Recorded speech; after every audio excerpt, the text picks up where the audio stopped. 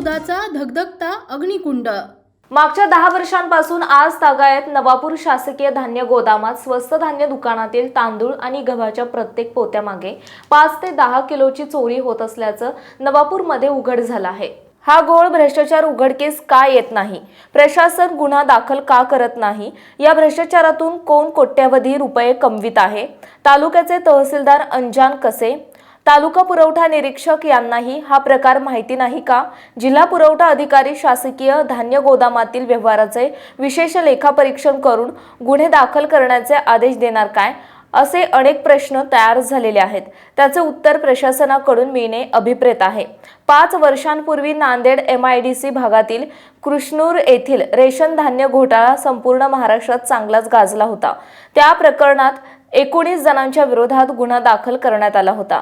जिल्हा पुरवठा अधिकाऱ्यांपासून कंत्राटदारापर्यंत यामध्ये समावेश होता। काहीशा अशाच स्वरूपाचा गुन्हा आता नवापूर शासकीय धान्य गोदामामध्ये उघडकीस आला आहे। येथील धान्य गोदामातून विविध स्वस्त धान्य दुकानावर जाणाऱ्या धान्याची मोजणी केल्यास प्रत्येक पोत्यामागे 2 ते 3 किलो धान्य कमी असतं।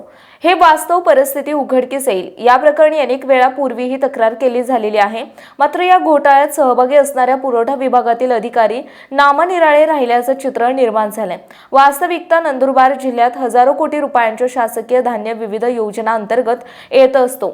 हजारो कोटी रुपयांचे शासकीय धान्य दर महिन्याला शासकीय धान्य गोदामात येत असतो। येथूनच स्वस्त धान्य दुकानदारांना शासकीय धान्य वितरण व्यवस्थेसाठी दिला जातो। या वितरण व्यवस्थेसाठी शासनाकडून पूर्वीचे नियम तयार केले गेलेले आहेत, परंतु सर्व नियम धाब्यावर ठेवून सर्व नियमांची दुर्लक्ष करून हा भ्रष्टाचार शासकीय धान्य गोदाम नवापूर येथे चालू असल्याचं बोललं जात आहे।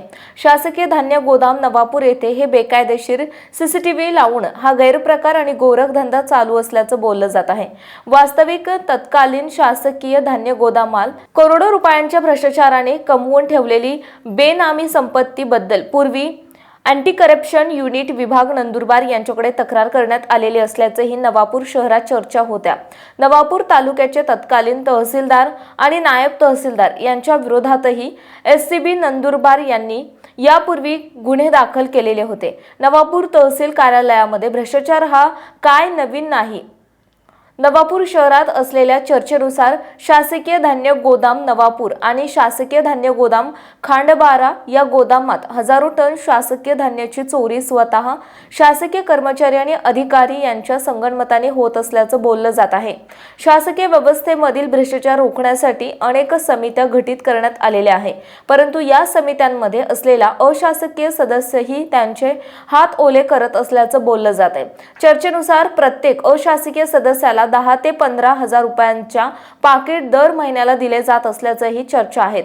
शहरामध्ये असलेल्या चर्चेनुसार नवापूर शासकीय धान्य गोदाम आणि खांडबारा शासकीय धान्य गोदाम येथे पोस्टिंगसाठी 30 ते 45 लाख रुपये देऊन गोदामपाल आपले नियुक्त करून घेत असतात, अशीही चर्चा आहे। या दोघा पोस्टिंगसाठी वशिलेबाजी करत असताना दिसून येत आहे। 1 वर्षापूर्वी तत्कालीन शासकीय गोदामपालला हटवण्यासाठी वरिष्ठ अधिकाऱ्यांनी आदेश दिले होते। त्याच्या सुगवा तत्कालीन गोदामपाल याला मिळतात।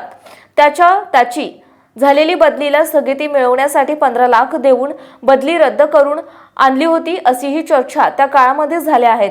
या अनेक चर्चांवरून आपल्याला दिसून येत असेल की शासकीय धान्य गोदाम नवापूर आणि शासकीय धान्य गोदाम खांडबारा येथे किती कोट्यवधी रुपयांचा भ्रष्टाचार होत आहे। 5 वर्षांपूर्वी नांदेड जिल्ह्यातील कृष्णूर MIDC मधील धान्य घोटाळा राज्यभर गाजला होता। या प्रकरणातील जिल्हा पुरवठा अधिकारी तब्बल 2.5 ते 3 वर्ष फरार होते।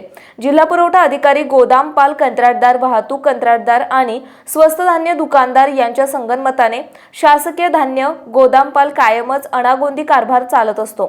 याबाबत सातत्याने तक्रारी येत असतात, मात्र त्यावर योग्य ती कारवाई होताना दिसत नाही।